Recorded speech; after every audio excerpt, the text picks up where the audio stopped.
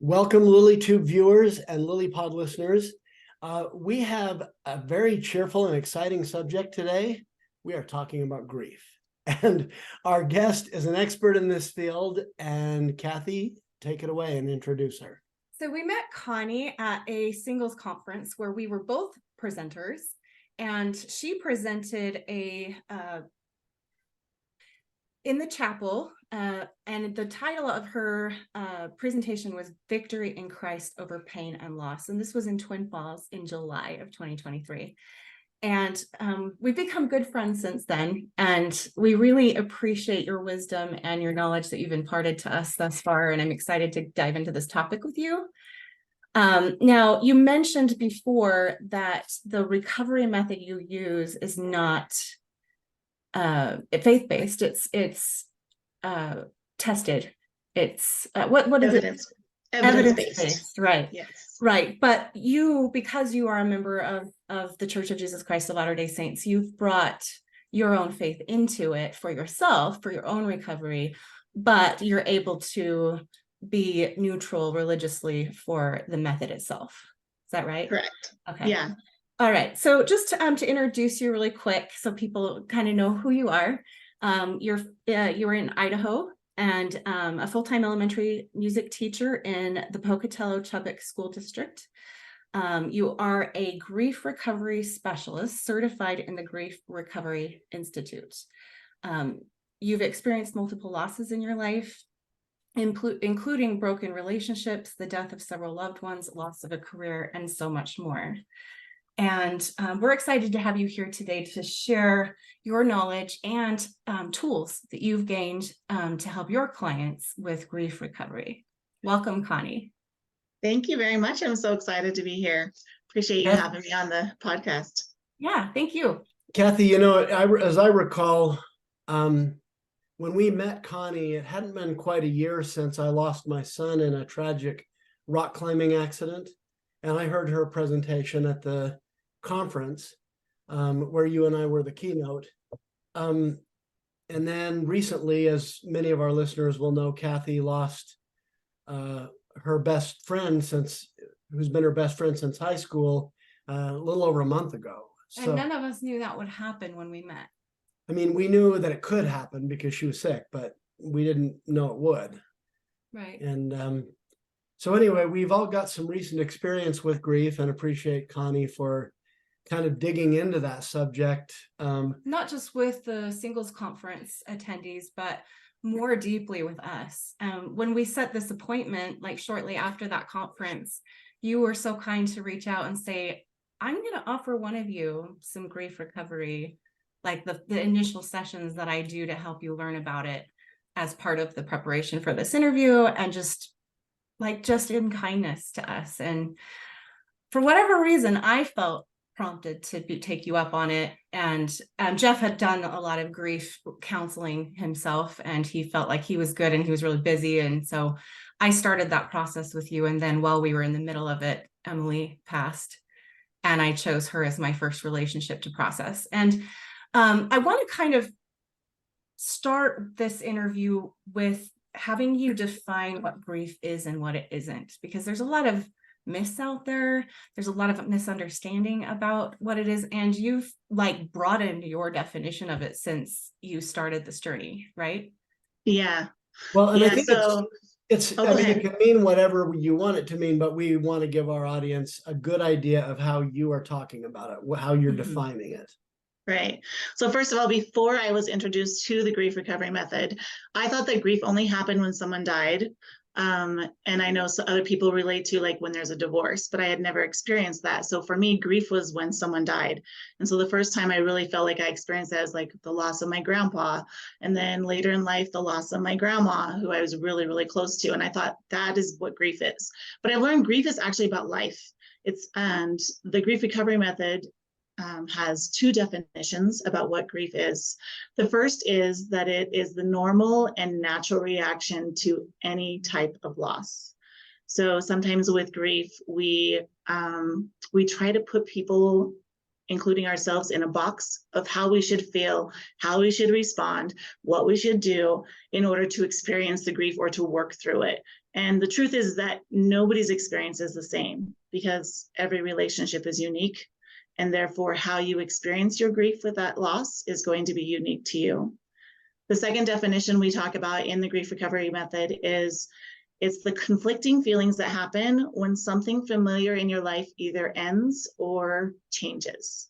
And so sometimes we have experiences where maybe, like if you were to lose someone to a long illness, like there's a relief that they're no longer suffering. There's also that sadness and grief that, you know, that they are no longer here. And so those can feel like conflicting feelings existing in the same space. And that's how we define grief, is that it's the conflicting feelings that happen when things change or come to an end. Okay, yes, which it broadens it even more, and we'll talk about that in a bit. But I love the word unique, and that's something that's really resonated with me. And one of the reasons I wanted to learn more about this is because we are single life and relationship coaches, and we walk people all the way through the death or a divorce from a companion, all the way through to dating and new relationships and remarriage, right? And so there's a lot of loss and grief associated with that.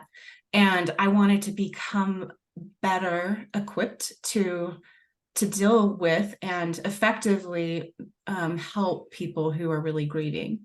And I think the most important thing I've learned is that every loss is unique and every recovery is unique, because every relationship is unique. And so we might be able to cross compare very surface level, like I lost my mom too, but what that means for me and what that means for someone else would be completely different, because that relationship was unique.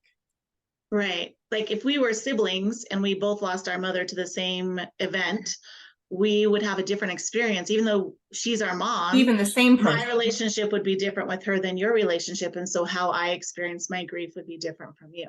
Exactly. And I think we don't understand that in families sometimes, or, you know, friendships, or when we've experienced a similar loss, we're like, well, why are you experiencing it this way? Or, oh, I should be experiencing it this way because this person's experiencing it this way. And we put expectations on ourselves and others because we don't understand that.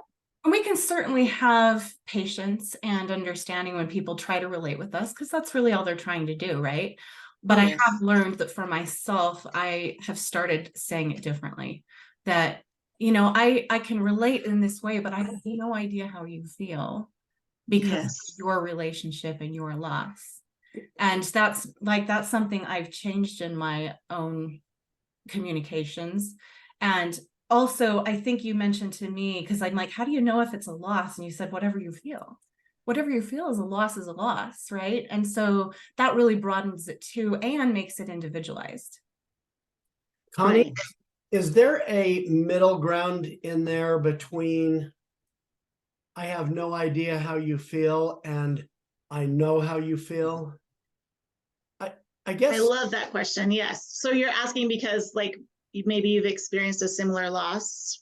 Is that why you're asking that question? So when we often will say, I know how you feel because I lost my mom too. But the truth, like I said, the relationship's unique, so we don't really know how you feel. So a middle ground would be, I don't know what your experience is or how you are feeling. It reminds me of when I lost my mother, and this is how I felt when I lost my mother. So that is saying, this is how I felt, not how you should feel, because I felt this way too.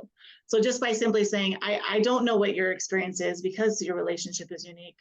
And it reminds me of when I experienced something similar, and this is how I felt. Does that help? Like being more specific and owning your own journey. Yeah. I really do think that the relationship governs that more than the loss. And an experience comes to mind. When I was going through my first divorce, there was a friend of mine who was also divorced. She went to high school maybe 3 years before me or something, but I knew her a little bit back then. But she also lost her little girl. I think she was 3 years old or something, in a car accident. And I was trying to relate to her by talking about the loss of my little brother to cancer, who wasn't 3, but he was 17. He was still very young. And, at some point, I think she got offended by that and said, you can't, you can't know how this is. It's not the same as losing a child. And, to her loss was the biggest, greatest, most horrible loss there had ever been. And, in a kind of sad way, well, I lost a son in a tragic accident, as you know, several, many years later. And she posted something, this friend posted something on my Facebook page about it. And I said, I think you're one of the people who can really closely relate to how I feel about this. I do think that the loss of my little brother was closer to the loss of my son than some people might have thought. He was 9 years younger than me. He wasn't my son, but he was my kid brother. And, and in a way, I think that loss prepared me for the loss of my son later, because I had an idea kind of how this goes with Do me. you think it also compounded the loss? I think in a funny way, it made the loss easier because it wasn't my first major loss. And I think I did realize you get through this, that kick in the stomach feeling that you have ultimately goes away, and it's kind of replaced by this mournful longing.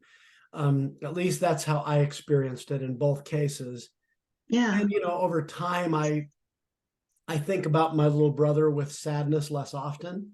It's a few times a year now, probably. Most of the time when I remember him, it's just happy memories. And I know it'll become more that way with my son over time. It already is becoming more that way. But because I've kind of been down that road, I kind of know the destination better. But the fundamentals of how I felt through the process, they were similar. And maybe that's because of who I am, and maybe that's because of what the relationships were. But I think that probably governs more than whether it was your mom or not, or whether it was your brother or your son or your, Although you said you felt a lot different with your mom because she lived a full life. I did feel different with my mom. My mom died 3 months after my son. And a lot of people looked at that and thought, how horrible that you lost your mother and your son within a few months. And I can see that point of view. Honestly, that was one surprise I had. I think I was already so grief saturated by the time, at that point over my son, that my mom's death couldn't really add very much to it in terms of pain. Well, and Connie, I've mentioned to you that I was grief saturated when my sister died from a separation from my husband, not even in divorce yet, but my first husband and I were separated at the time and going through a lot of stuff. And everybody thought I was sad about my sister. And there's a lot they didn't know. And I just let them think what they thought. Right. Because there's a lot of losses that are more hidden from, public view, and some that are really, really out there, whether you like it or not. Yeah, definitely. Anyway, do you have some thoughts about uniqueness in that context of all of this stuff we've been talking about? Do I have other thoughts? Is that what the question was? Yeah, about, how every loss is unique, that kind of thing. Yeah, well, you both shared an interesting perspective. Like, you both had different situations where your grief was compounded by multiple events, right? Grief is cumulative, and it tends to be negatively cumulative, in that if you have one grieving experience that you haven't processed or worked through, and then you have another one, it like amplifies the grief, or can. It sounds like that might not have been your experience, Jeff, but for some people it can. They were very far apart, though. I had a lot of time to process my brother's death. Now, with my mother's, we'll see if I start grieving that harder at some point, because at the time I didn't have any space to grieve it, because my son had just died 3 months ago. And Cathy is right. I did feel like, well, my mom, you're never ready to lose a parent, I guess, but she was 86 years old, and she had, lived out her life, so I didn't look at that in the same way. But it may have been harder on me if I wasn't already grieving so much. Right. Yeah. I had an experience when I lost my grandma Irick. I was really close to her, and that was my first really big grieving experience that I recognized as grief. And my heart just hurt so much, and I cried like almost daily. And I just did not know how to process the feelings I was feeling. And then about 2.5 months later, my adopted grandma, who I'd also grown close to, she passed away. And I just remember like feeling like the grief inside of me exploded, and I didn't know how to contain it. It was like too much for me to handle. And that was before I had an understanding that grief can build upon previous experiences if we haven't processed everything. And so especially when they're close like that. Yeah. Yeah. Yeah. It was really hard because I mean, with the loss of my grandma, like my grandma Irick was an amazing woman, and she was like the epitome of unconditional love for me in my life. And so that was a huge intangible loss of unconditional love with her relationship, as well as many other wonderful things that I experienced with her. And then my grandma Tenai kind of became my and she was my adopted grandma for most of my life, but I became closer to her because I was living in another state where she was, and I was away from my grandma Irick in a different state. And so my grandma Tenai became the grandma that was closer to home, so to speak. And that's how we became closer. And so having those two losses right on top of each other was really hard. And I recognized too that when my grandma Tenai died, I recognized that some of what I was feeling was because I was still feeling the loss of my grandma. So it can be compounded. And when you said it's in a negative way, maybe it's not always what we recognize as a negative thing. It's almost like, for me, I think I had an easier time letting go of my sister because I had so much else to worry about. But then, as I've mentioned to you, I never really grieved that loss. I never really processed it, right? And it's never too late, as I understand it, to go back and process. But the sooner we process, the sooner it gets out of our body and stops accumulating, like you said, with the unresolved grief. So let's talk about what unresolved grief is. It's well, actually, you say it better than me. I have the 3 components of unresolved grief, and if you would share those with our audience. Sure. Okay. Yeah, so we talk about 3 things that cause unresolved grief. The first one is undelivered communication of an emotional nature. So anything that you didn't get to say, anything that maybe you said but didn't feel like you were heard, and so you held on to it, and just maybe even needing to say it again, because sometimes we need to express ourselves more than one time. Well, and let me just point out for our listeners, many of whom have been divorced, often our former spouse is not in a place to hear our grief. They're not. And when they won't hear it, and we don't think anyone else will, or we don't know how to be heard, it just gets buried in us. Yes, that's so true. Yeah. And we're going to talk about the recovery components and how to be able to recover without needing someone else to hear you. Well, someone like someone that you actually wanted to hear you, if that makes sense. Yeah, without the person that hurt you being the one to hear you. Yes, exactly. Yes. All right, so that's the number 1 component of unresolved grief, and it can be any or all of these, right? Like it doesn't have to be all of it, right? Like it could Correct. These are just 3 things that can cause unresolved grief. Okay. Can I ask you a question about that? The things that were left unsaid, or the unresolved communications, whatever that was.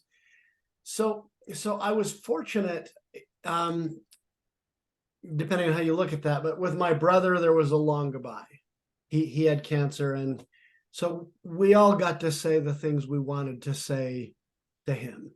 My other brother and sister who were on missions, they were able to call, and then one of them got home before he passed.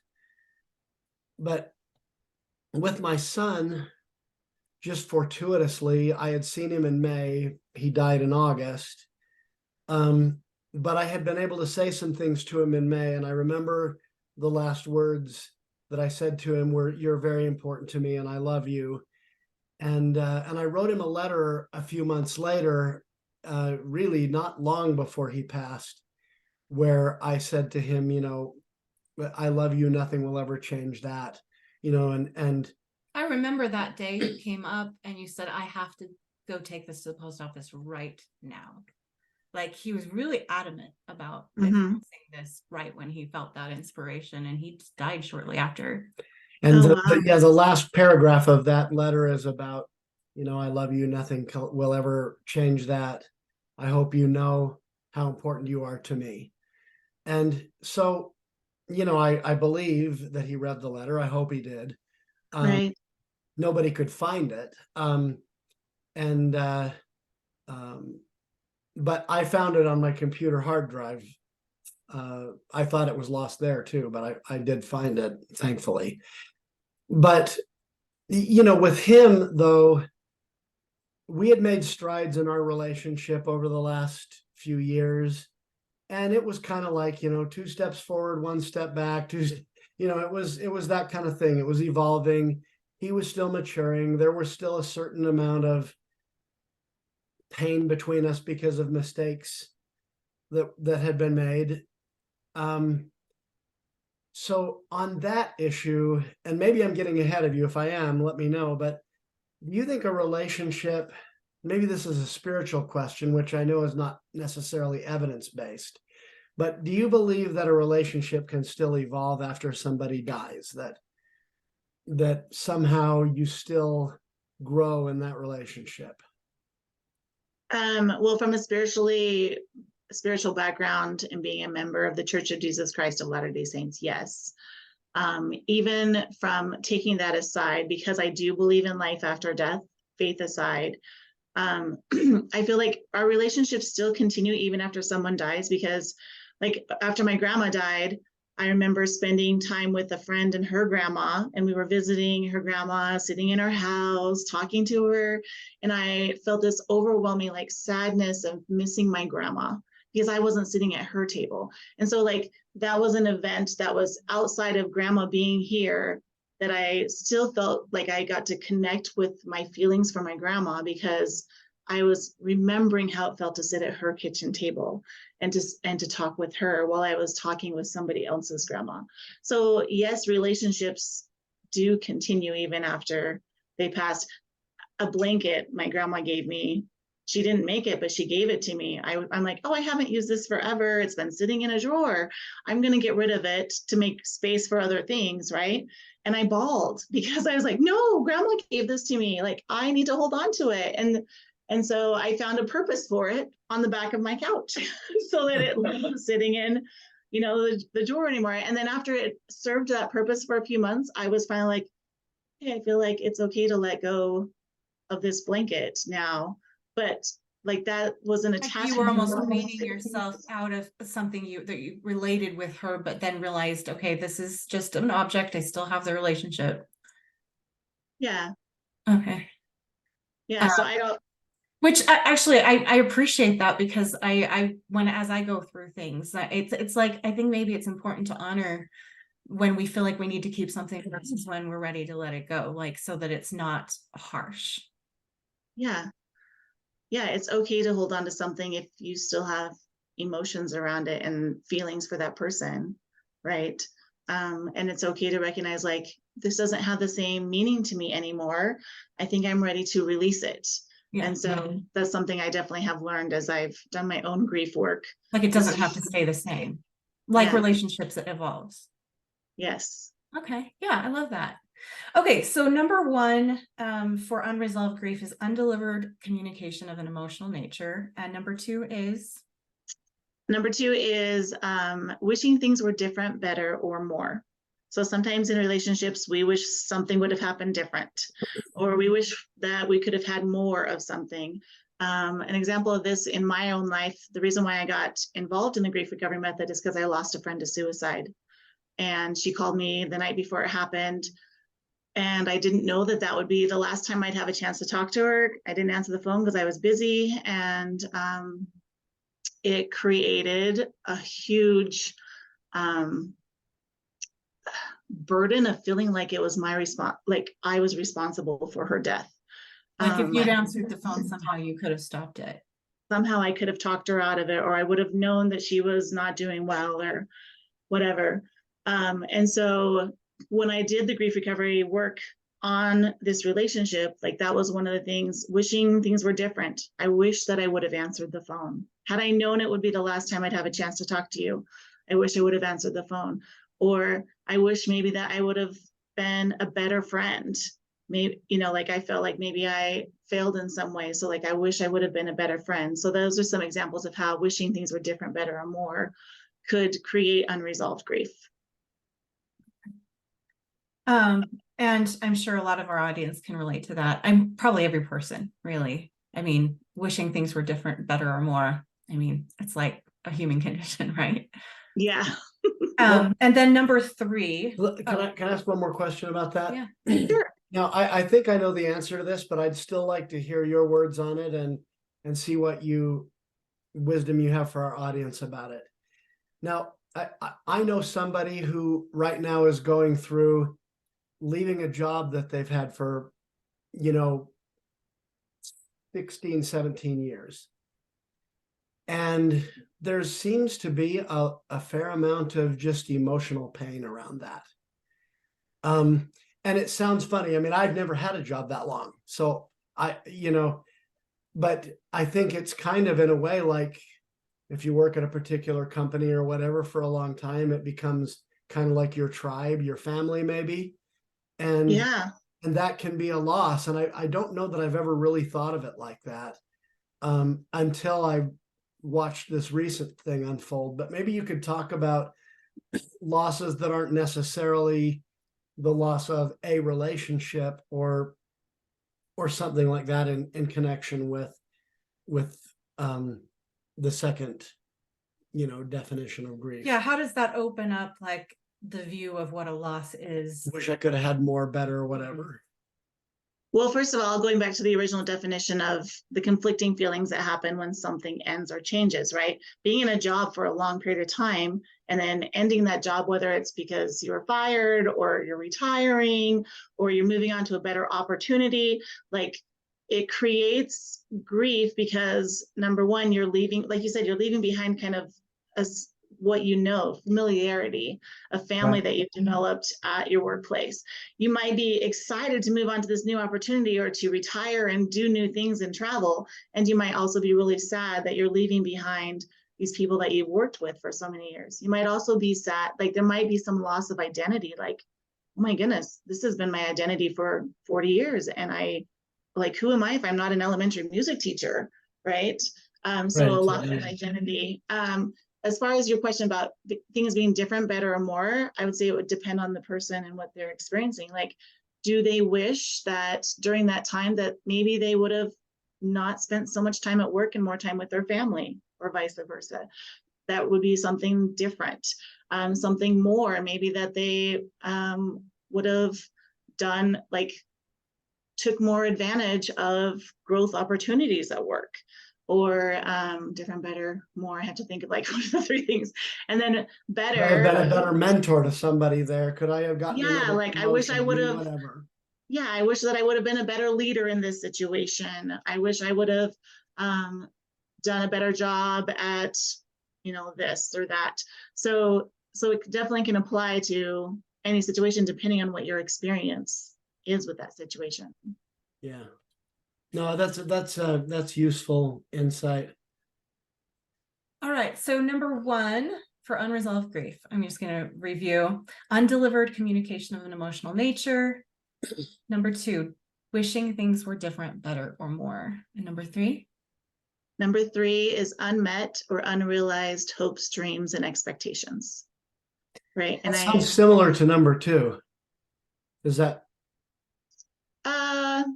I guess you could say that it is similar, but like with my grandma, an unmet or unrealized dream is that she would be there when I got married. I'm still not married, and she died in 2013. But like that desire to have her there, like that was a dream or a hope that and honestly, I hoped that she would be around forever because I loved her so much, So hopes and dreams, expectations, like in marriage with divorcees, like wishing that dream that you're going to be together forever till death do us part. And now that's no longer, it's unmet or unrealized because of the divorce. So that would be an example of a dream or hope I of, think maybe what Jeff is saying, and it may not always apply, but I think if a hope is unmet, we probably wish things were different, better, and more. I can see that. Yeah. That's the That makes idea. sense. Yeah. But I can see why they're two different thoughts, because it might not always correlate, I suppose. I mean, because at some point, maybe we might not wish they were different, but they're still unmet hopes. Yeah. Yeah. So, I mean, with my son, there's a lot of unmet hopes because he died so young. Like, I know he was starting to think more seriously about finding someone to spend his life with. And he had talked to me about that periodically, for a couple of years before that, whereas previous to that, that was something he never really thought much about. But Mhm. as he had started to mature, he was thinking more and more about that, and he was talking more introspectively about it. So whenever I go to a wedding of a couple of young people now, I am happy for them, and yet there's a little twinge, kind of like, I wish that could have been his, Yeah. so it's kind of wishing there had been more, and I thought there would be more. and that's Right. definitely also an unrealized dream. Right. And, Yeah. I've mentioned to you that I've had some losses that really only fall into the first category, where I don't wish things were different, better, or more necessarily. I Right. don't feel like there were unmet hopes or dreams because maybe I chose to end the relationship, but there's some things that the undelivered communication of an emotional nature, and it doesn't mean necessarily that always that we didn't say it. It's that it wasn't received. Yes. And that's why when we try to work through someone who hurt us and cannot help us recover, it can make it worse. Yes. It Which can is actually why create more grief. Which is why you're a grief coach, so that you can help people complete those relationships that cannot be completed with the person, either because they died, or they won't listen, or they will respond poorly. Yes. Now, Okay, Yes. and I want to get into the recovery components soon, but I think I first want to very quickly touch on the 5 stages of grief that most people refer to all the time. can I ask her a quick question on the last subject before we? Sure. Okay, so I've gotten hung up a little bit on this talking to Cathy. I haven't been directly talking to you about grief, but I think I've been a little confused about, why do I have to grieve someone I don't like, or that that I don't regret breaking up with, or why Or is marriage, for that matter, because that's a big surprise, right? When you read, because I'm just going to show everybody the book. This is the book that she had me order and start reading, and this was part of my assignment, was to understand the whole process. And so it's the Grief Recovery Method Handbook. Grief And Recovery Handbook. yeah, sorry, there's no method. Yeah, but I mean, it is a method, but it's called the Grief Recovery Handbook, and we'll provide a link in the show notes. So if anybody wants to order it on Amazon, they have access to all this information. But I remember, like, when I came across marriage, graduating from school, and like all of those are actually things that we tend to grieve because we have conflicting feelings about them. And if you think about it, and we've talked about this, like when you get married, you lose your independence and your single identity, and maybe even your space that you're used to having to yourself. And yes, it's something to celebrate, and we do celebrate it, but it doesn't mean there's not some losses there too. Right. Right. Well, and we never yes. think about that. But what if it's Yeah. somebody that wasn't all that nice to you? Let's take it out of the divorce context. Let's suppose it's someone you dated for 4 or 5 months, and you chose to end it, and you feel like you're better off because you did. Why is that a grief event? So according to the definition that the Grief Recovery Institute gives, if you experience conflicting feelings and there was a loss and maybe even undelivered communication, then yes, it can be a grieving experience. I wonder, so do you ever, for example, like in those kind of relationships, you've had an interaction with somebody where they said some really hurtful things, or maybe you even responded in a hurtful way, or you felt like you weren't heard because you were trying to express yourself, and you keep playing that conversation or that event over and over and over in your head. Have you ever experienced that? Not in many years. Oh, well, lucky you. I do it all the time. In I've fact, when I gotten- read that, I was like, I have a lot of grief because I do it all the time. So for me, one of the things that the grief recovery method does, it allows me to review those events that I'm playing over and over and over in my head, and I'm revisiting. I can't move past, and they're also influencing how I am experiencing other relationships. Maybe Then then show it'll- up in future relationships. Yeah, so then it allows me to resolve what is unresolved in that relationship. It doesn't mean that I'm necessarily grieving the loss of being with that person or interacting with that person. And that's But why I rather- go back to number one, which is undelivered communication of an emotional nature. Somehow that never got resolved because you're still playing it. Yeah, so it's unresolved grief. It doesn't mean that I'm grieving the loss of being with that person or interacting with them, but rather there's undelivered communication that I still feel like I wasn't heard, or I want to tell them how I felt when I received what they said to me, and I knew that they would not be able to hear what I had to say in order for me to process it and let it go. So, Well, and this is one thing I like about and I'm still discovering what the benefits are, you know, and we'll get into that. But I think the fact that each loss and each relationship and each journey is unique, we each decide what we're grieving, period. Like nobody else gets to decide that. We each decide Right. what we need to process. Well, and let me amend what I just said too. I do have some of those thoughts about, well, like things related to my son that I still regret from back when I was getting divorced and the way I handled it. But that was somebody I loved and still love. yeah.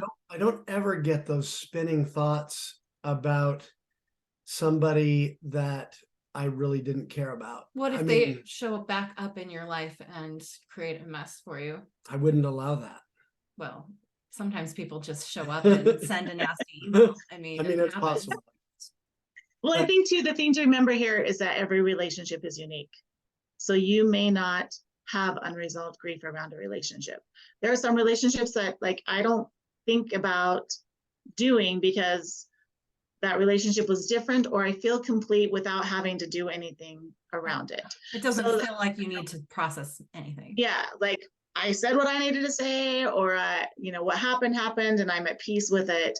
It's when you're not at peace. Or maybe that you're still good with that the outcome. person and Yeah. didn't have a whole lot of water under the bridge, so to speak. Yeah. Okay, and I'd like to ask you one real quick thing about that, and then I guess we are talking about grief recovery, but we can move on specifically to it. But with my first wife, I had this kind of, I don't know, in my mind, I had this sort of plan that once our kids were raised and we didn't have them to fight over, we didn't have to co-parent anymore, I was going to write her a long letter about all the ways she did me wrong and send it to her, and that I was going to express all of those thoughts and feelings that I had never been able to express or have a conversation with her about. By the time that moment actually arrived where that would have been possible, I didn't care anymore. Like that letter would have done nothing for me. I had worked out I'd seen my own role in the divorce better, for one thing. It's not that I thought she didn't make mistakes or that she didn't do hurtful things or that she, hadn't played her role too. It was just that, man, it's so long ago and I'm so in such a different place in life that I don't need to do that now. Now, am I kidding myself or is that real? So it's so funny, the things that you mentioned actually are things we do in the grief recovery method. Writing a letter is one of the things that we do, but it's a very guided letter in how you do it. And you talked about telling her all the things that hurt you, right? Like that's what we do in the grief recovery method is we look at the whole relationship, the things that hurt you, and the things that didn't hurt you, and looking at our part in the relationship. Because we can't, if we are just in blame mode or victim mode and everything is somebody else's fault, we can't heal. But if we're willing, and it talks about this in the book, if we're willing to take 1% responsibility for our reaction to the situation, that's when we can invite healing in. But if it's all somebody else's fault, or it's all because this person died, or all because I got divorced, or all because I was abused, or all because whatever, then that shuts the door to us being able to heal what we need to heal within ourselves. So you covered actually some beautiful things, not even realizing it and not knowing about that process of the grief recovery method. Speaking of which, I actually want to go there soon, because I want to make sure we cover it thoroughly. But before we go there, I just really quickly kind of wanted to touch on the 5 stages of grief, because that's something that a lot of people go to and they don't know where it comes from, and a lot of people subscribe to it and get confused by it. And can you kind of tell us what your thoughts are on that and what you've learned about it?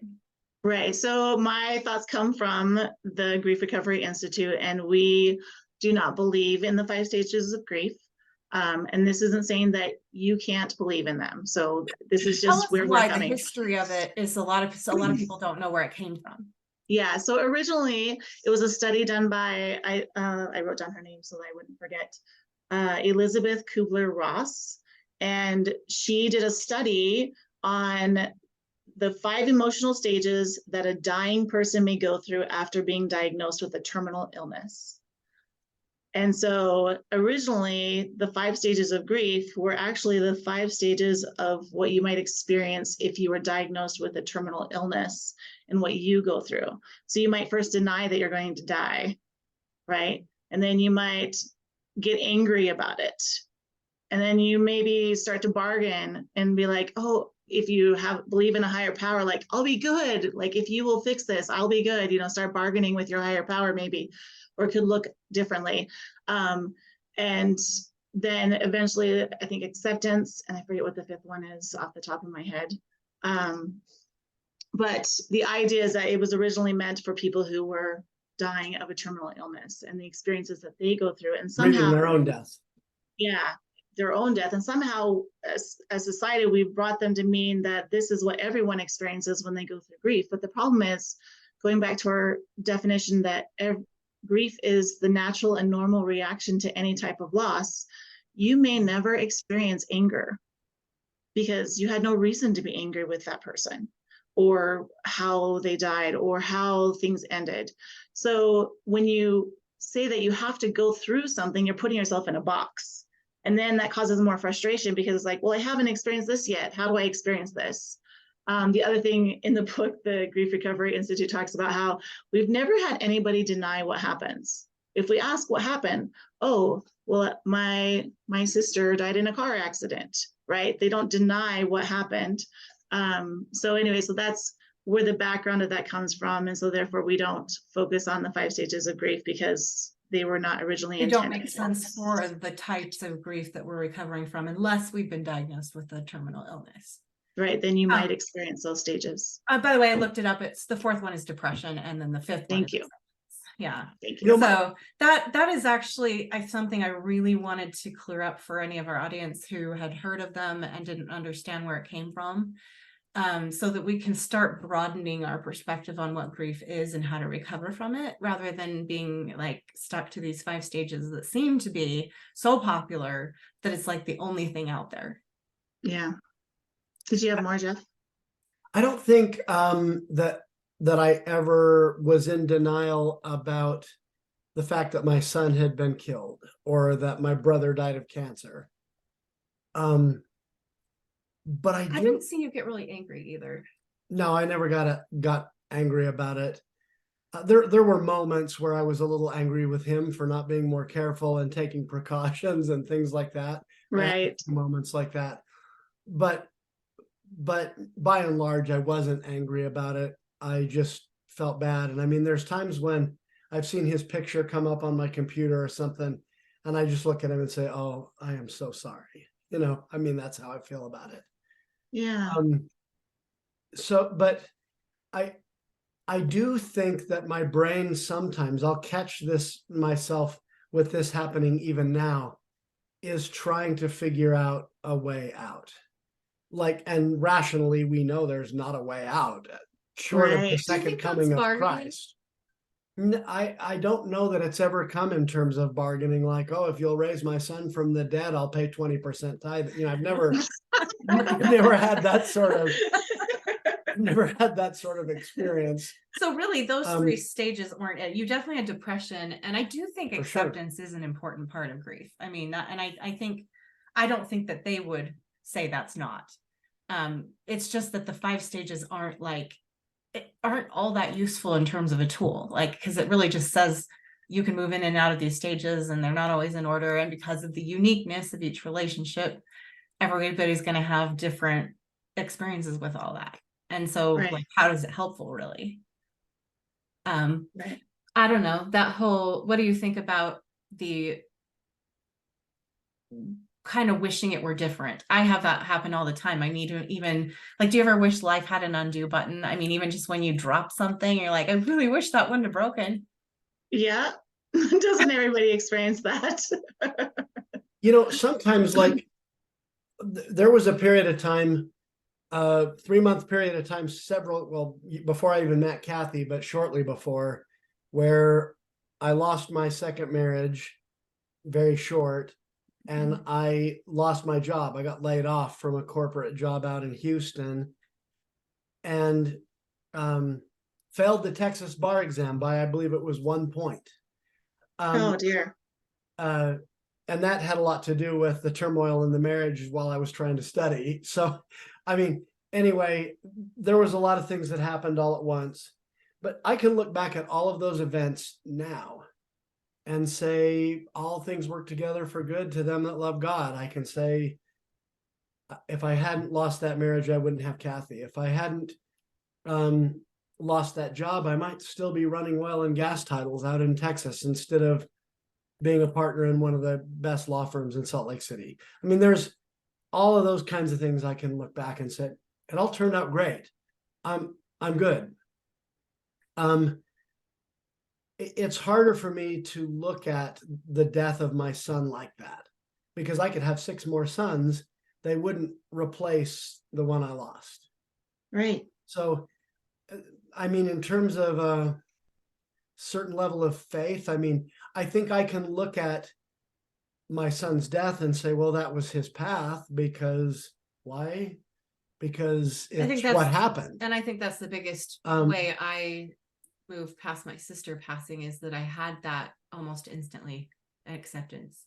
Like, I Mhm. moved to acceptance really fast. Yeah.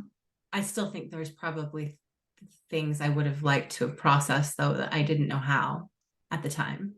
Right. But Can I see the purpose? I might have to wait until it happens to me to see the purpose. Right.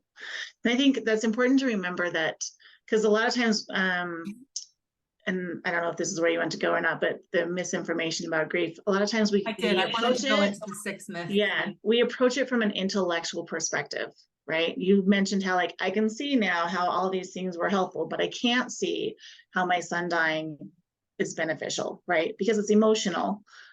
Even those other things you experienced had some emotion to them, but you were able to logically and intellectually kind of see their purpose, right? Right. And so what happens when people are grieving or experience things, we often try to fix them by giving intellectual answers. And that's what leads into the 5 misinformation or myths, we call them, about grief, is because they're things that we say to try to fix it or make it feel better, even though it's not always helpful, right? Because of experiences like yours with your son, like, if you tell me that intellectually, like, I might understand, but my heart says, no, that doesn't make any sense because it still hurts. Right. Like, he's in a better place. Well, okay, but he's not with me. Right. And exactly. you're telling Right. me So to even the just be gospel altruistic can't about fix this. it all. Like our understanding of the gospel, and no matter how much faith we have, can't just fix our feelings. Right. Yeah.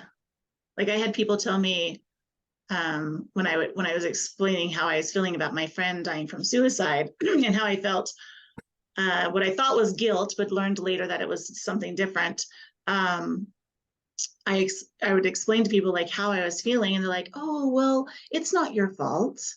Or they say things like that to try to comfort me. But the truth was, like, even though intellectually I probably understood that, emotionally it didn't feel that way. And those comments actually were not helpful to me at all, and actually were hurtful, because I'm like, you're not listening to me. That's not what I said. Like, I feel this way, and telling me that it's okay or it's not my fault is not helping me right now. I just need to be heard. I don't need you to try to fix it. That makes sense. So tell us about the other myths. I know logical and intellectual is something Jeff and I are guilty of a lot. I mean, for everything, including grief recovery. Yeah. Well, So like with my son's death, I have to just sort of look at it like, I don't understand, but I trust you. And that's as far as I can get. right. Logically. Even illogically, even in faith. Yeah. So the 5 things or 6, excuse me, there's 6, I apologize. There's 6 myths or misinformation about grief that we tend to say to people to try to help them feel better. The number one is don't feel bad. Oh, don't feel bad. They're in a better place, like you mentioned. Oh, don't feel bad. There's more fish in the sea. You just had a big breakup or divorce. There's more fish in the sea. Don't feel bad. Don't feel bad. You're still young, even though you're maybe passing childbearing years, right? And so we tell people, oh, don't feel bad about that. Like you still have all these things. Look at the silver lining, right? So that's the number one thing that we tend to hear from people when they're trying to give us an intellectual fix to our emotional heartbreak. Mm-hmm. The second one is replace the loss. And usually that's followed with it's usually started with don't feel bad. Let's go out for ice cream, or let's go to dinner, or, a child loses their favorite doll and the dog chewed it up or something, and they can't replace it. And the child is bawling, oh, don't feel bad. Like, we'll buy you a new doll. And so Let's find you a new husband. Yes. So you learn like, oh, I can just replace the loss. But the truth is, like, when it comes to human beings, you can't replace the loss or the relationship. And even with animals, like if something happens to a dog, the family pet, and a child's having a hard time, you want to be careful not to say, well, we'll just get you a new puppy, because the relationship with the new puppy is going to be different than the relationship with the dog that passed. And so you don't want to try to replace the loss until they're ready to invite a new puppy into their life, because then they might not ever connect with that new animal because they're so grieving the loss of the first one. Yeah. Yeah, So, which is true for us when we get remarried really fast too. When I'll have people to get take your word for remarried it. really fast, it can be very similar. I mean, I know I experienced it in a short second marriage. Yeah.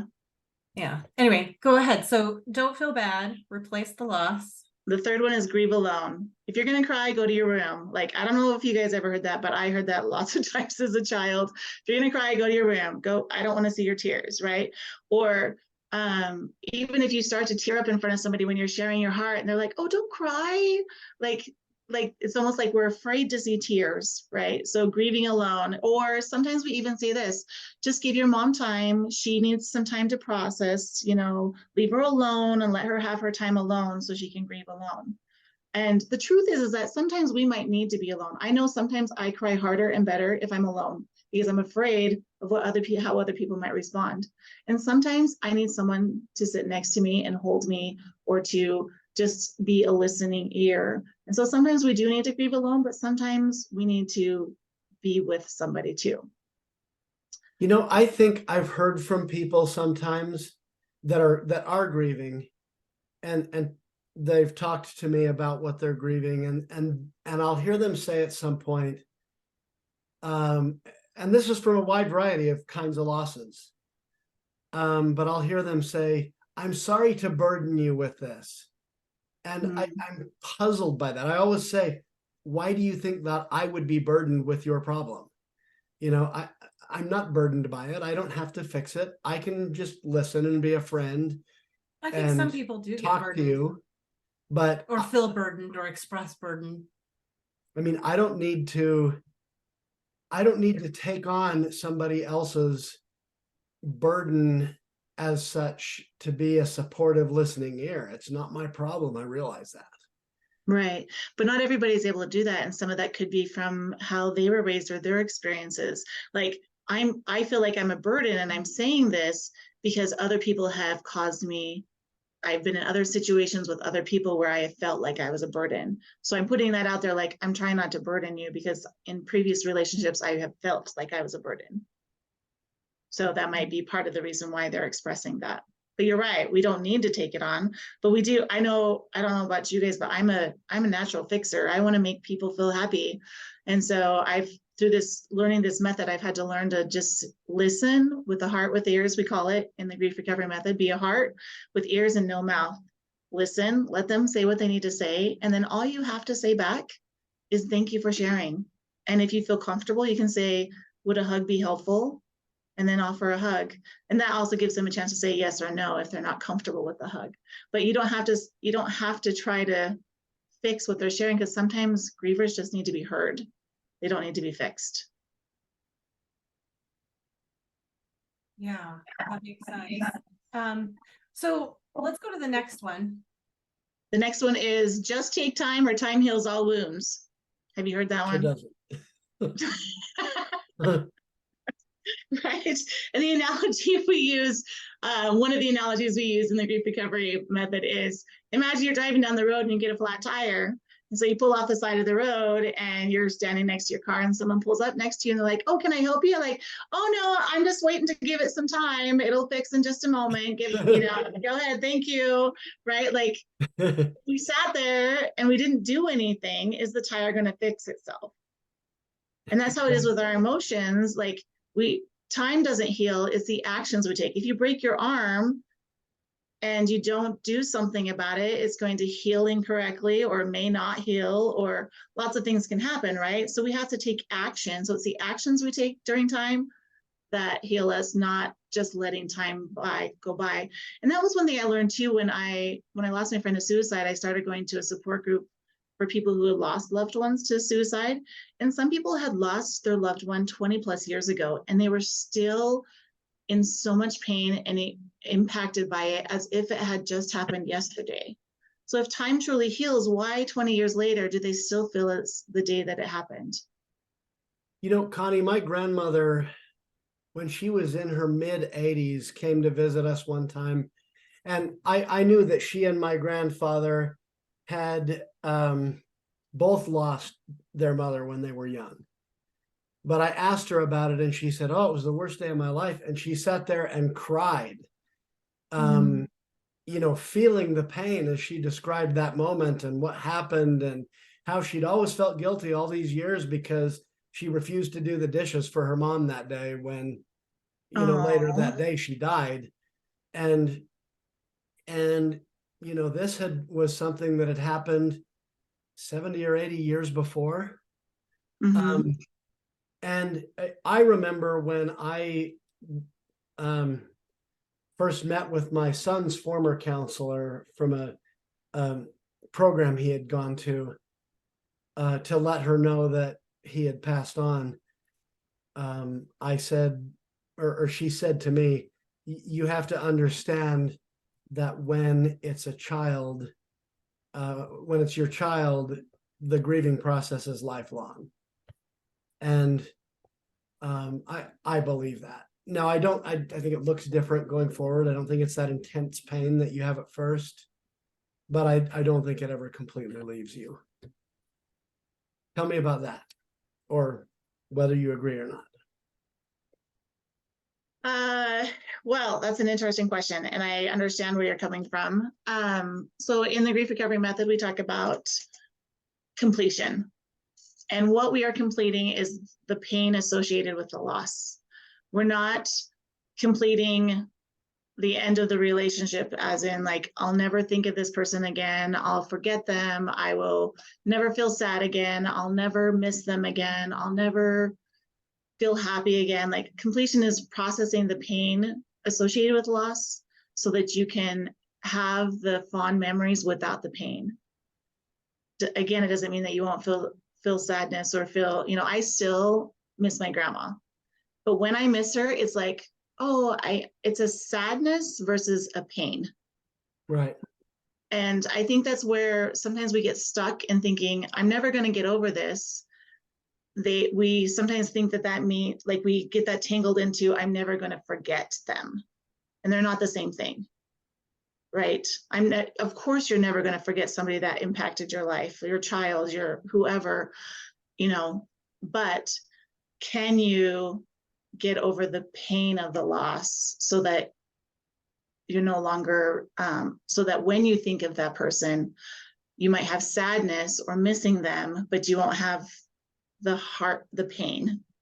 I don't know if separating the pain and the sadness. Well, that is my experience with it, that the mournful longing kind of replaces the intense pain. And it doesn't surface every minute. It's, it comes up more rarely as time goes. So when you say a relationship is complete, you said separate the pain from the sadness. So you're saying the pain subsides and the sadness, like that longing, may still be there, but the pain is essentially subsided. Right. So like with my grandma, when she died, like I could not look at a picture of her or think of a happy memory with her without crying, because the pain of losing her was so intense. Like, and I cried all the time, and my chest just felt so heavy. And I just did not know how to process what I was feeling. So like that was pain associated with the loss. And after I completed my relationship with my grandma, I now can like I can see her picture on my fridge and be like, oh, I love you, grandma. I miss you. I wish you were here, instead of feeling that intense heartache, chest pain, and bawling my eyes out when I see it. So so the pain is no longer there, but that doesn't mean that I don't still miss her. I think this is jumping forward a bit, but I think it's best to say it here while we're on the subject. Yeah, definitely. But just a few days before we recorded this interview that will be released early December, towards the end of October, I completed my relationship with Emily, with you. And I think this is probably the most I've ever like studied and prepared for an interview. Like, I mean, personally, yeah. I've read an entire book. I've done 7 sessions with you or something like that. And I've learned all about the process. And it's funny because Emily loved guinea pigs, and she was my guinea pig for like the first relationship to process. And I didn't really think about that till after, but I had a cold for 8 days, like shortly after her funeral, that turned into not being able to breathe very well for about 5 or 6 weeks. And I remember towards the end of that completion letter, I just sat and breathed it all out, and I felt so much movement from my lower chest up to my neck, like just in the breathing it through. It's like there was a ton of stuff stuck, like emotional stuff, and I knew it, but I didn't know how to get it out. And I think that was maybe one of the best things or the best results I've seen so far. Although you said over time, I'm probably going to see more just little subtle changes. But I know that grief can get stuck in your chest. We had an interview with Lark. Is it Galley? Am I saying that right? Oh, I love Lark. Yes. Yeah, I actually just re-listened to it because it was Learning to Breathe Again. That's her book. That's what we titled the podcast. And Jeff did a great interview with her. And she mentioned to me, oh yeah, pain gets stuck in your chest. A lot of people are aware that who have studied grief know this. Yeah. And it's something I've learned really firsthand, So anyway, I wanted to mention that I heard on a podcast recently by Jennifer Finlayson Fife. She was a little teary. I don't usually hear her emotional, but she said, loss is tough. Our loss is tough. Love is the antidote. She said, no, not the antidote. Love is the balm. Mm, And I think that really speaks to what you're saying. It's like maybe what Jeff is, and I'm sure like semantics, you know, some people might say, I'll never get over it because I'll never stop missing them. I'll never stop being a little sad about them being gone. And I get that. yeah. But whether we call it that or not, getting over it, I don't know. I think that's the wrong terminology. I mean, I don't think any griever would want to hear just get over it, right? You're right. Um, Yeah, because that's not helpful either. right. But I think maybe moving that pain, that intense pain, to a relief of sorts, and like a longing sadness, a missing them, I think is when we move from the loss is tough into the love is balm, is the balm. Like the reason why it's tough is because we love. And when we move into that loving space, and I don't think it can be instant. And you know, even though we're, because I remember when I read that in the book, I sent you the video we made on time does not heal all wounds. Like, Yeah. well, I think we called it time heals all wounds, not, you know. Yeah. And I sent you that, and we're like, we're on the same page with that. It doesn't mean it doesn't take time, though. It's not instant. I mean, no matter how hard Right. you do this work, like it takes time. Yeah. But you're going to be on the road in that car with a tire that works a lot faster if you are doing the work with that time. Does that make sense? Yeah. Yeah. Right. Because even like you said, we met together for 7 sessions. Like you weren't instantly feeling better after the first session that we met. And that's not to say that even after 7 sessions, you're feeling completely relieved of all the things that you felt. But hopefully you're moving in the right direction of feeling better and feeling relief from the pain of the loss. Right. Right. And sometimes it takes our body a while to process the journey too. Yeah. Okay, so you had mentioned that, let's see, and I got outside of my notes for this. Hang on. Let's finish up the myths, and then I want to move it into STIRBs and recovery components. Okay. So the last two is one of them is be strong or be strong for others. And then the last one is keep busy, right? So be strong, like maybe you experience the same loss in your family and it's like, oh, you need to be strong for your mom because she just lost her husband, even though it's your dad. Or, you know, sometimes we tell little kids like, you need to be strong for your mom now that your dad's not here anymore. Or you need to be the man of the house to a 9-year-old boy who just lost his father because dad's no longer in the house. Like, so being strong for others. And sometimes we put on that face like, I need to be strong so they can feel what they want to feel and keep my own feelings to myself. But the truth is, like, wouldn't we be stronger together if we were vulnerable and shared our feelings with each other versus keeping them to ourselves and trying? Because when we try to keep them to ourselves and try to be strong, usually something breaks, right? Like we can't handle something and we end up having some kind of experience that we're not being strong anymore. Yes. And then people are often told, you know, just keep yourself busy and time will pass, right? Because you're keeping busy. And time will just heal it all anyway. Yes. So keep busy is often, and it's not that we can't keep busy or find things to do when we're grieving. That's not what this is saying. It's saying that's not the answer, that you always should keep busy, because what happens when you stop at the end of the night and it's time to go to bed and you've been doing, and all of a sudden you're left in the dark, literally at nighttime, with your own thoughts and your own feelings that you haven't taken time to feel. So Right, because you can't solve an emotional problem with a logical intellectual fix. And you're saying a lot of these myths come from that. And just to really quick recap, the 6 myths are: don't feel bad, replace the loss, grieve alone, give it time, be strong for others, and keep busy. yes. And that actually leads right into STIRBs, because 2 of my biggest STIRBs are be strong for others, or like look after the welfare of someone else when I'm hurting, and get to my to-do list. I get to distract myself with that. Yeah. So tell us what STIRBs are.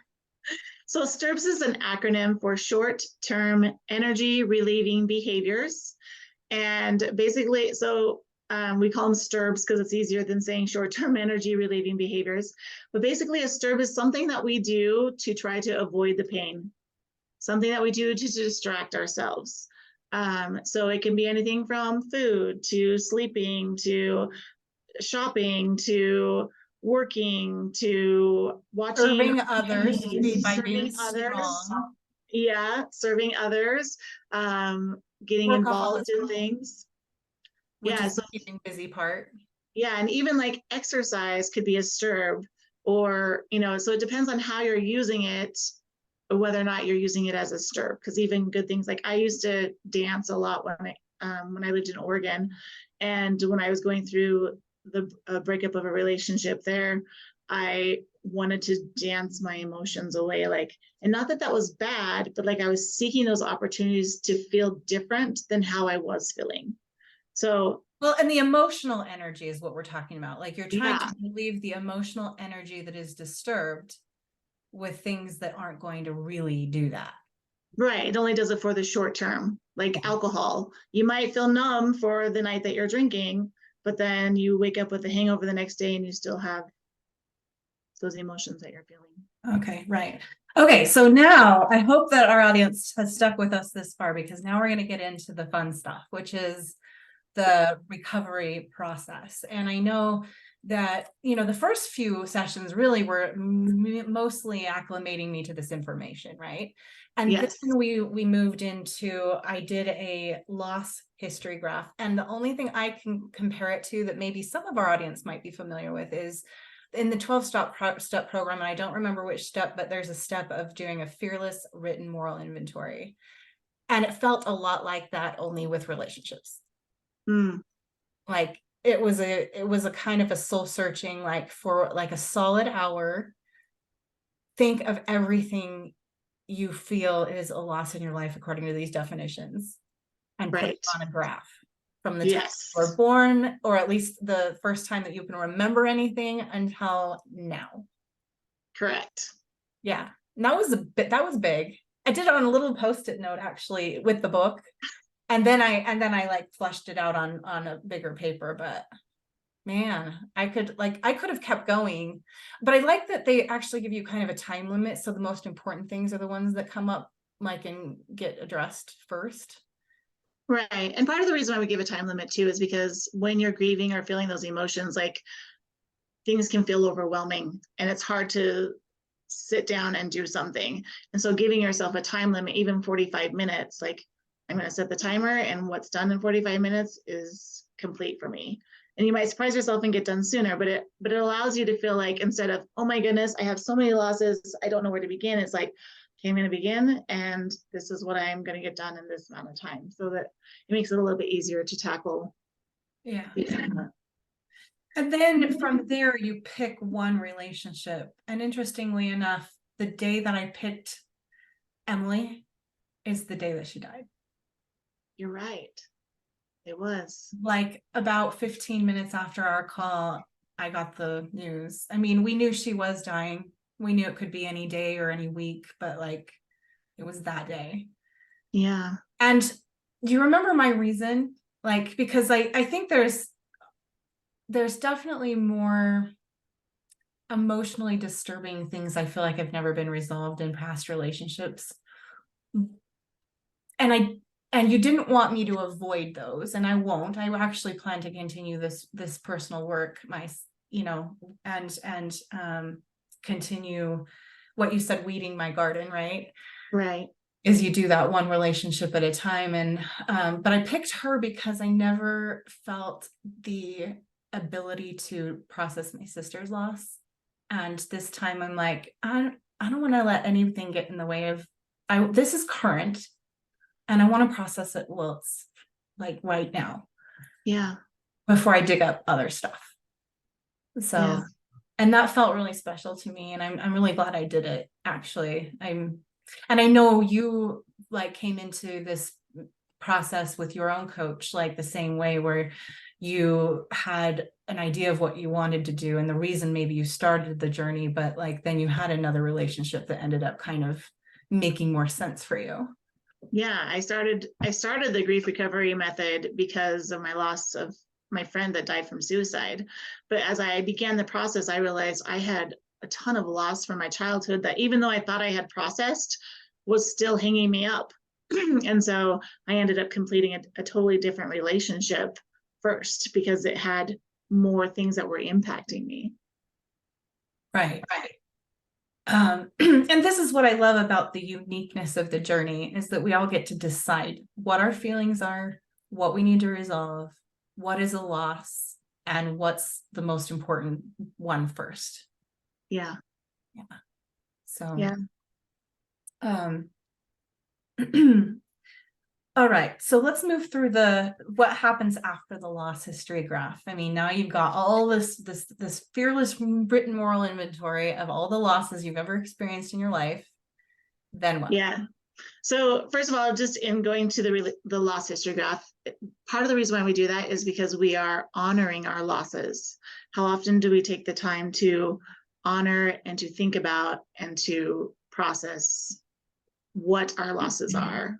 You know, we often we're supposed to be happy and cheery. So we celebrate the celebrations, but we don't always honor and take time to recognize, holy cow, that was really hard. I don't know how I got through that, or, you know, whatever we might have felt. And so the loss history graph gives us an opportunity with our newfound knowledge of what grief is to see all the experiences we've had that could have been or were grieving experiences or losses to us. And then we choose a relationship and work on just one relationship for the remainder of the sessions. And with that, you do what's called a relationship graph, and you look at the beginning of that relationship to present day. It was kind of like the loss graph, but with that relationship specifically. Yes, but now we're not just looking at, if you want to say negative experiences, we're looking at the positive and the negative. We're looking at the good, the bad, and the ugly, all the things we experienced. And I think this is one of the reasons why, for me, this method has been so healing, because the first relationship I did was with somebody that I had what we called bedeviled. They could do nothing right. They had done nothing but hurt me. And I was like, there is nothing good that this person has done for me. But as I did the process, because I was forced to look at the good too, I discovered that this person had done almost as many good things for me as things that had hurt me. But I was focusing on the pain because that was what was speaking the loudest. And so the relationship graph allowed me to see, oh my goodness, this person did a lot of good for me too. And allowed me to recognize that there was good in this relationship and it wasn't just all bad. Yeah. And I had to kind of do the opposite with Emily in particular, because our relationship was so good. I mean, I had to think of the few times that, like, you know, I needed to offer forgiveness. I mean, there was plenty of apologies and a lot of significant emotional statements, but there was also some forgiveness too, like, and not because she really was such a wonderful friend. It was like, I don't know, sometimes I felt like I was being, you know, small to even mention any of them. However, I appreciated that you said no, like, if you know, if there was a little bit of hurt here and there, like that makes it a real relationship and it's okay. Like, and that's actually something I've discovered from my fearless and written moral inventory in the 12-step program, is that everything good that I ever considered having done that I was most proud of, right? There were things I failed in those situations, right? And every like really horrible, shameful thing that I feel really embarrassed to share, and I don't share often, you know, with very many people, I didn't do everything wrong in those situations either. So like my relationship with myself is a lot of what you're describing, how you figure out your relationships with other people. And when I do a former spouse, or, you know, someone where the relationship's a lot more complex and, you know, a lot more painful in memories, you know, it's not all bad. And I do think, like, kind of like the Christmas carols, like Scrooge, we remember our past very black and white often. Like, this person was wonderful and this person was horrible. And it seems like this process gets you back to a place of more awareness of the complexity and the multidimensional character of the person you have the relationship with. Yeah, and it allows you to also see like your part in it, and it also allows you like to see that person as a human being instead of as the person who hurt you or who could do no wrong. You know, so, and the opposite for those that want to know, so bedevilment is making someone a devil, they could do nothing right. And enshrinement means that you made them a saint and they could do nothing wrong. And sometimes we do that in good relationships, especially after they've passed. We often are like, oh, there was this wonderful thing and this wonderful thing, and I loved this about this person, but we forget like, oh, there was this time that they said something to me that was really hurtful. You know, all relationships have balance in them, right? They have good and bad things that happen in them. Right. Right. And I think that's like, that feels true. It rings true, right? Read A Grief Observed. That's actually my next book, A Grief What Observed. is it called? A Grief A Grief? Observed. Oh, Yeah, it's a tell us book. your experience with that book.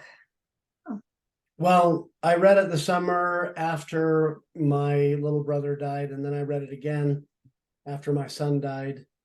It's C.S. Lewis's experience losing his wife to cancer. But he said that as far as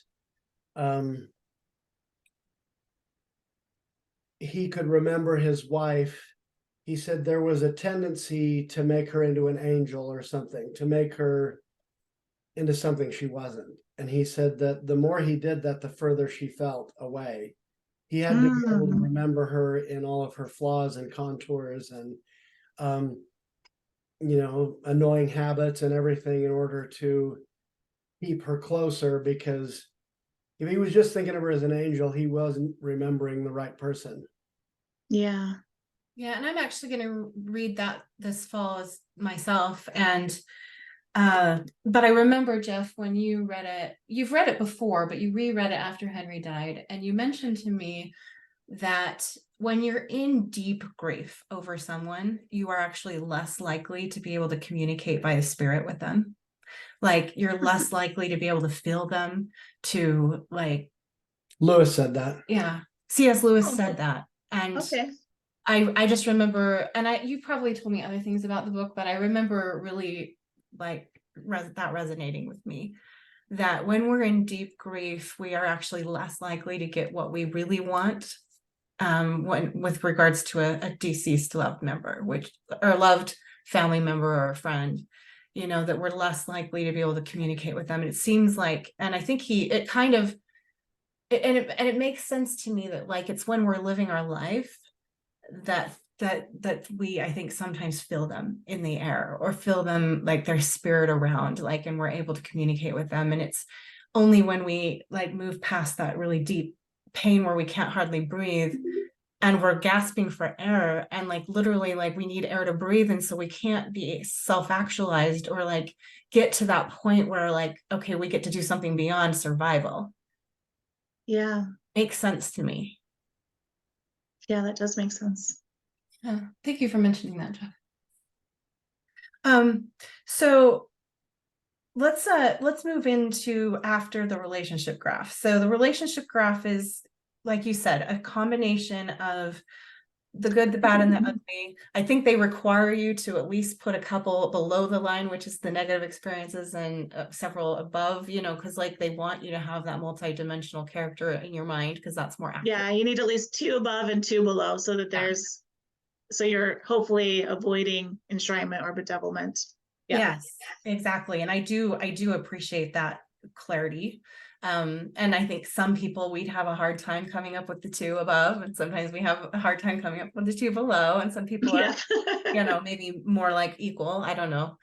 But then we move into recovery components, and I actually have these memorized because I've worked on them a lot, so, but you share them because you're more familiar with them than me.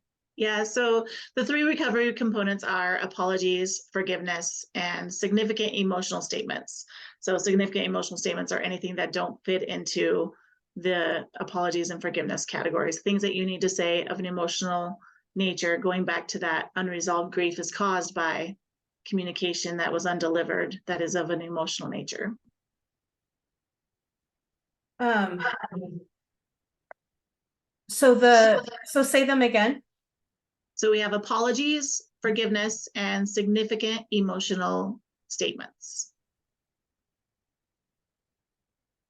You know, I am actually trying to like relate them to, so you feel like the significant emotional statements relate to the undelivered communications of an emotional nature. Yes. And then the apologies and forgiveness come into place sometimes with those significant emotional statements because, oh, when this happened, I felt this way and I need to apologize. Right, because when we have significant emotions, we respond sometimes in ways that aren't good for us, or they do. Yeah. Yeah. And then sometimes we need to respond with forgiveness because, especially if it was something that hurt us and we felt really hurt, we need to follow it up with forgiveness in order for it to be released. Because if we're unwilling to forgive or at least acknowledge that it hurt us, then we will hold on to the pain more likely. Right. And apologies and forgiveness isn't that like the repentance process if you were going to bring religion into it? It could be. Yeah, because you're like apologizing for your part, right? What did you do? And offering forgiveness is religious as well. I mean, or at least for most people that like I don't know much beyond Christian religions, but I know Christianity teaches us to be forgiving. I mean, was Christ's big thing. Right. And sometimes I think I know my experience with religion and forgiveness, sometimes like you just need to forgive and you just need to give it to God and to Jesus Christ and his atonement. But as a mortal, in my experiences, is like sometimes I don't know how do I just forgive? You know, do I just let time go by and hope that I will forgive them with the intention of forgiving? And so what I love about the grief recovery method is it gives you a tool like this is how you do it. This is what you need to identify. This is how, and then you need to speak it into existence. Like you need to acknowledge that you need to forgive and speak it and be heard that you're willing to do that in order to begin forgiving. Mm-hmm. And then the book has a beautiful section about forgiveness. And it talks about like, we have to take action of forgiveness first in order to feel forgiveness afterwards. Oh, kind of like what Greg Bear says about real love. You have to feel and experience and have experienced real love through a wise person to be able to then share it. Yeah.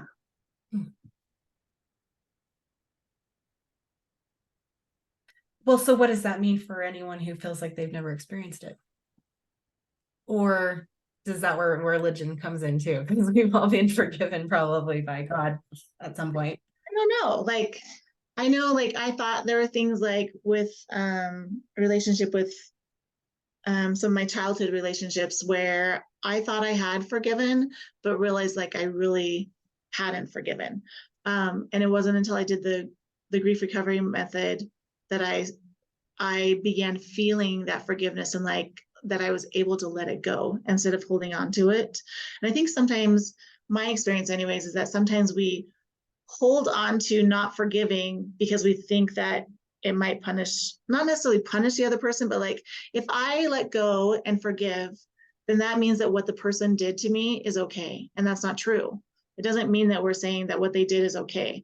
Forgiveness is for you, and so that you don't have to hold on to that pain anymore. And so when it's such a complicated topic, we could talk about it for hours all by itself. It's true. But I appreciate that you say, you know, what you're saying is there's things it is and there's things it isn't, and we often misunderstand it, just like we don't understand grief itself, right? Or the recovery process. We don't know how to do it. We're not taught. Yeah, I heard somebody once say that not forgiving somebody is like drinking the poison, hoping the other person will die, right? So that's Nelson Mandela. Oh, is it? Thank you. I'm not always good with my quotes, but thank you, Jeff. So I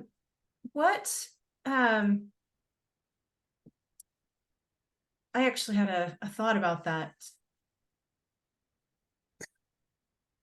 Oh, I know with this recovery process, they say forgiveness is the best, but they do offer an alternative for people who like maybe in like very serious situations when you just do not know how to forgive.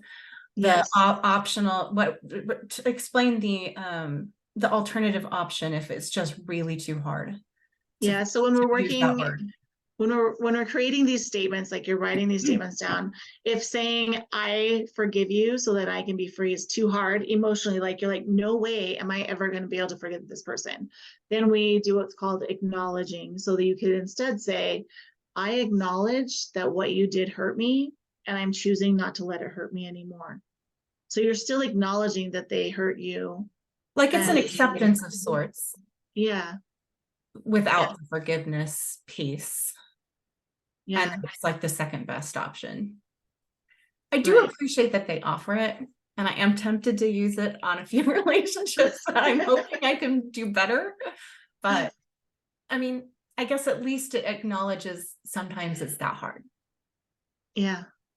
Yeah, that makes sense. And then once you've done these, so basically it's kind of like vomiting up all that emotion that you kept inside of you onto the paper, right? And then you create a what they call a grief recovery completion letter, and they're copyrighted it and everything. Like, or they've copyrighted the process, which made it very official to me. Yeah, it's a completion letter. So you take everything you've learned and all the statements and the emotional statements that you've come up with, and then you compact it into a letter. And they're very specific about how that letter goes. And then you read that letter as if you're reading it to the person, but you read it with somebody who is your heart with ears. Could be a grief recovery specialist. It could be a good friend. It could be, someone that you feel safe to express those possibly very vulnerable expressions with. And So you that also said to instruct them in like what you're skilled in, which is, I mean, and obviously it won't be all of your skills because you were very, you went through a lot of schooling for this, but they need to be aware with what the heart with ears means, which is, yes, I let you yes, talk and share until you tell me you're ready to connect with me again. yeah, And that's one thing and I noticed, and I have appreciated when I've seen you like smile or laugh or giggle, or like when I've said something funny, I know you're with me, yes, like, and that's appropriate, but you don't say anything like, right. Connie, I would put you to sleep. Would you? If she was just sitting there listening, 10 hours later. 10 hours later. Well, remember though, the completion letter, like we've done all this work and it's not a 10-hour letter. It's like, In fact, they kind of instruct you not to go over like 2 or 3 pages. right, because then you start to lose the intensity. And that's part of the reason why we do the previous steps, is so that you can find out like, what is it that I really want to say and need to say. We also do one relationship at a time. Right. So are you talking about if you were to emotionally vomit like all your stuff from your whole life? Oh no, All for at one once? relationship. Oh. I'll ask you later which relationship that is. Several. Yeah, and what's really cool, like this book is written so that it has the directions for the listener and for the person who is sharing. This book is written as like, if this is the only thing you came in contact with and you read through it, it walks you through the process. It's like, Like okay, if your our first assignment is listeners this. can't afford or don't know how to find a grief recovery specialist, they can order this book on Amazon for, I don't know, 10, 15 bucks and do it all themselves. Yes. But as you and I have discussed, we tend to procrastinate emotional processing. Yes, I do. Most Yeah. definitely. I have Yeah. found it very helpful to have deadlines and someone to be accountable to. Yes. Yeah, that stuff I still have to call or, set a deadline, like an appointment with somebody, like I'm gonna get my relationship graph done by this date so that I can share it with you. So that way I have a deadline to get it done. Otherwise it could sit and sit and sit and sit and never get done. So An hour. That was a number I pulled out of the air. Maybe it feels that overwhelming. For sure.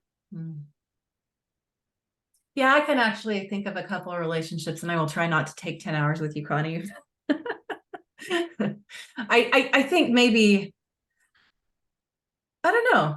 That's hard to say. I guess. Well, remember too that when we shared that we talked about focus 20% on details and 80% on how you felt. So That's we're right. not focusing on the stories, we're focusing on the emotions. And so that's, I think, one way that this is also different than like perhaps maybe regular talk therapy and stuff, is that you tell a little bit of the stories and the details in order to give context, and then you express how you felt in that experience, because the feelings is what's unresolved. It's your heart that's unresolved, has unresolved grief. It's not your mind that's telling the story and reliving it over and over again. It's your heart that says, I wasn't heard, and I didn't get to express how much that hurt me, or I didn't get to express how much that meant to me, or I didn't get to express what I felt in the moment because I didn't feel safe to express it. And so it's the feelings that we focus on, not the details. And I appreciate that you brought that up, because it is a very important part, and something that I feel like kind of a fish out of water, learning how to do that from my logical mind. Jeff and I are both very logical people, but we also have deep emotions, like we feel deeply. And so to be able to give voice to those feelings and kind of shut down that logical side has been really good for me. Hard, but good for me. And then that time limit, I think, is what keeps it from going 10 hours. Right. It like becomes like the most important things that come up for you emotionally during that time. And then you just kind of let the rest go, because like they didn't come up as the most important things. So probably not that important. You can always do PS letters later if something just kind of eats at you later. Yes. Yeah, no, that makes sense. And speaking of emotion, I felt the most emotion sharing with you than when I wrote it out. I mean, I felt a lot of emotion when I wrote my announcement that Emily had passed, and it was very hard to do. But when it came to like processing all of our relationship, it was, I think the challenge was coming up with those feeling words, like because that is my challenge. But I didn't feel it until I shared it with you. And maybe that's something for the audience to understand, is that if you're going to do this process, you do need to share it with another living person. Right. And that it's important to be witnessed. That's a word we use a lot with me. Yes. Like whenever I work with anybody, like I'm not there to, judge or analyze. I'm just there to be a heart with ears, to witness what you experienced, and give you a safe place to share how you felt and to express all the things you needed to say without any judgment, so that you can let that go and let the process work in you. So yeah, I am a witness. And when you read the completion letter, you read it to the person you wrote it to, and you're not reading it to me as if I'm that person. You are imagining that person is sitting in front of you, so that you can share those heart communications with them. And then I'm just there being a witness, so that your heart and your mind know that I'm being heard. Yeah. You've said something kind of magical has happened for you as you've weeded your garden, all the various spots of it. I mean, how many relationships have you worked on in your life so far? I've done around 14 different relationships. Okay. Yeah. And I have, over the last couple of years, right? Since I first got introduced. So I first got introduced to the grief recovery method. It'll be 8 years coming up this January. Okay. So I've done about 14 relationships in that time. Okay. So, and I have some that are like sitting in the stack that I haven't, like, I need to do something with that, but I haven't. They're kind of sitting in the pile and need to be complete. And then there's others that like I've just learned. Like one thing that this has done for me too is it allows me to be more present and to feel when things come up. Instead of being stuck and feeling the past, I can now feel things when they come up and allow myself to cry if I need to cry, or allow myself to, express what I need to express, whether that's by writing the letter or whatever. So it allows me to be more present with my emotions instead of stuck replaying past things. And when I notice that I'm stuck replaying past things in my mind, is like, obviously this is unresolved for me. And I don't see how it can be solved by talking to the person. So I need to do this process so that I can express what I need to express. Well, and speaking of which, the letters are never delivered to the person.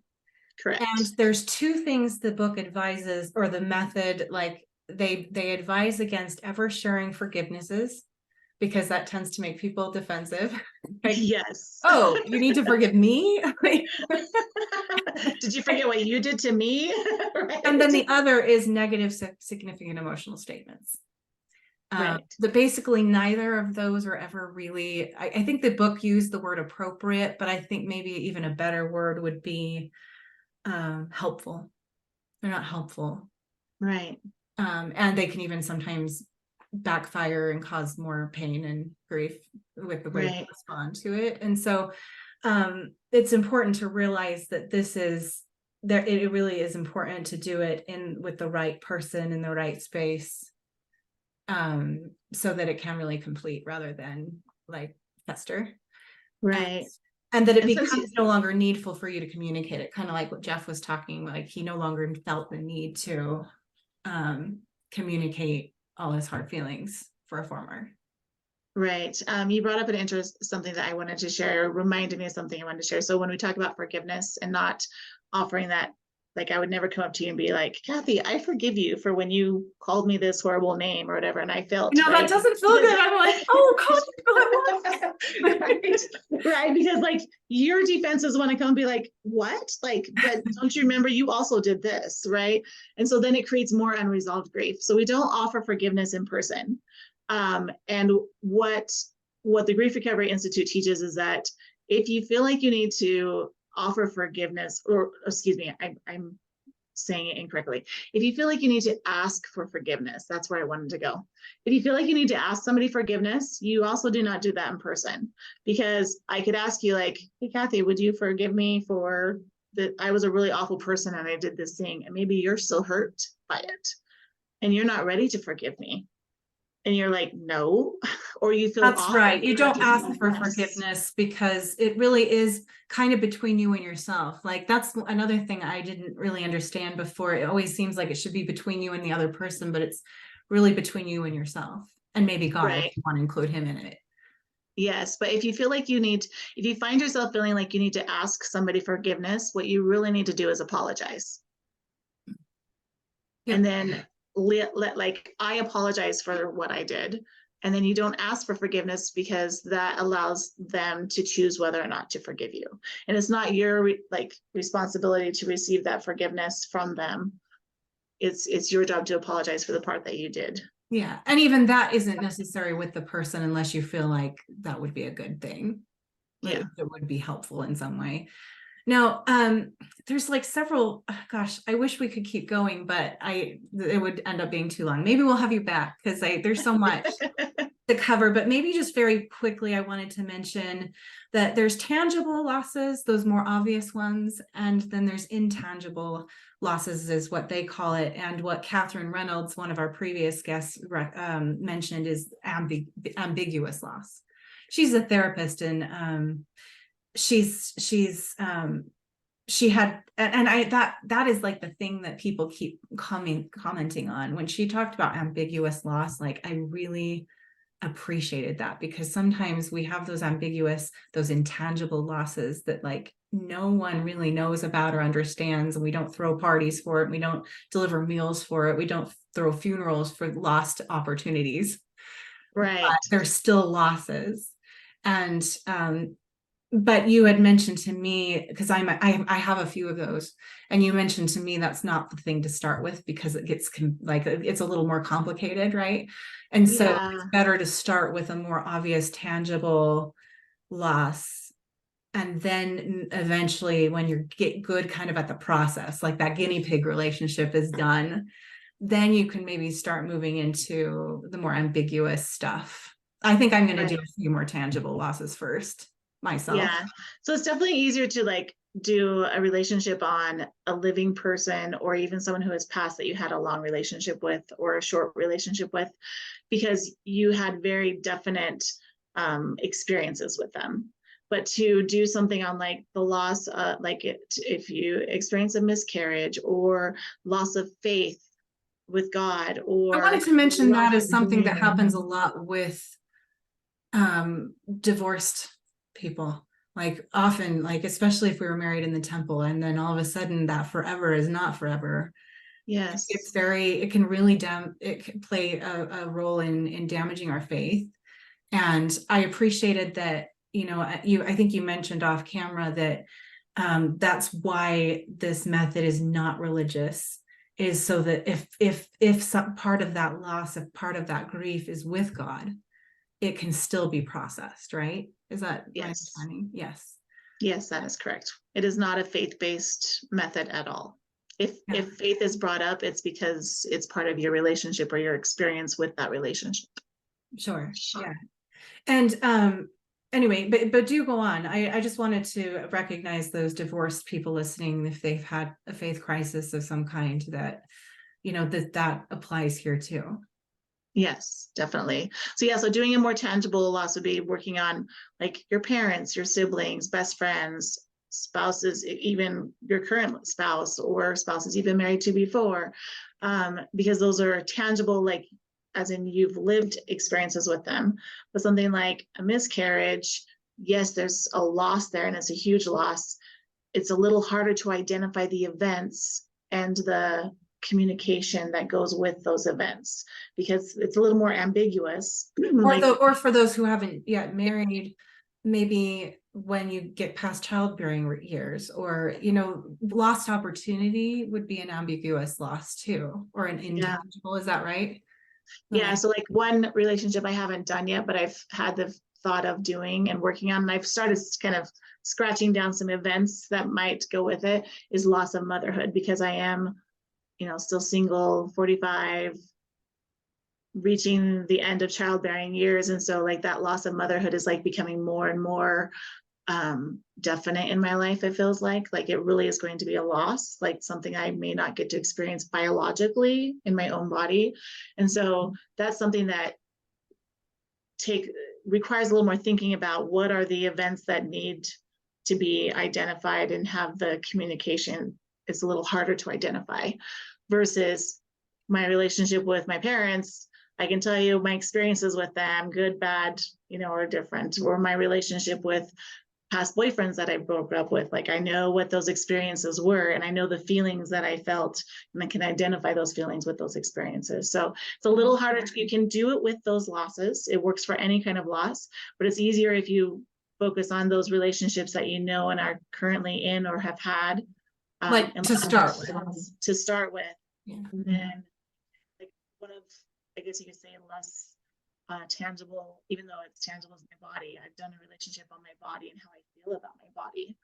And that was a harder thing to do because even though I've had a relationship with my body the whole time, it's like, how do you identify the communication that happens with my body and the experiences I've had? Right. Because illnesses or disease or sickness, like all of that can be a loss too. It's lost opportunity. And we can have a lot of feelings about that. I mean, losing a limb, not most of us don't have to experience that, but there's lots of things that can happen to our bodies that we need to grieve too. Yeah. Yeah. But, I think what I want to end with, is just that I remember you telling me some of the things you've experienced since working those 14 relationships over the last 8 years, and how sometimes it was kind of like a magical result, like meaning like what you used to do or say in certain situations just changed. Yeah. In a good way, right? It was crazy, but true. Yes. Yeah. And it kind of reminds me of EMDR and what Jeff and I experienced with that, where there's certain things we couldn't talk about in our marriage because we had so much trauma from past relationships about it. And then after we did EMDR by ourselves with a therapist, like on our own, all of a sudden magic, Like, and I'm not saying everything just magically got perfect, but I'm saying like there was a big shift that we didn't have to even effort or try. It just happened because some of our emotions released. And it seems like the process of grief recovery has done that for you. And I look forward to that result for myself and for anybody in the audience that might try it, you know, that, I mean, that to me seems like the greatest benefit really is if there's certain things that just start shifting in you and how you show up differently in a good way. Yeah, definitely. Like some of those was like, I would respond to somebody that I had done a relationship graph on, and I would respond to them in a completely different way than I ever have before. And the words literally just flowed out of my mouth. And I was like, that was different. I've Was never that spoke to that. I've never said that or thought that when in the presence of this person, but yet it just flowed out of me because of the tools I had learned with grief recovery and the state things that I had heard and learned. And like those phrases then came out of my mouth in response of compassion to this other person. And so, and then sometimes it's just more subtle, like you said, like it's kind of like a pot percolating on the fire and like it's slowly coming to a boil or whatever. Like it's just slowly releasing the steam and you don't really notice until you're like in a situation like, oh, normally I would respond this way or normally I would feel this way, but I didn't this time. Yeah, and so yeah. sometimes it's a lot more subtle and you don't realize that changes have happened until you do notice that they've happened. Yeah, that's really cool. So we're going to wrap up the podcast and we will put in the show notes a link to find you. You said you have a place where they can find your contact info and, you know, your information through the grief recovery program. And Yes. Is there anything like you haven't said yet that you would like to share before we end? Not specifically, but I think the best thing I say is just know that if your heart is hurting, that there's hope to heal and that you don't have to suffer. You don't have to feel the pain forever. Like there is a way to process the pain, whether that's through the grief recovery method or some other way that you find, but you don't have to be in heartache every day, all day. There is hope and there is healing available. I love it. Thank you. You're welcome. All right. And with that, we'll close this up. And remember that any time is a great time for more love in your life. Thank you for listening.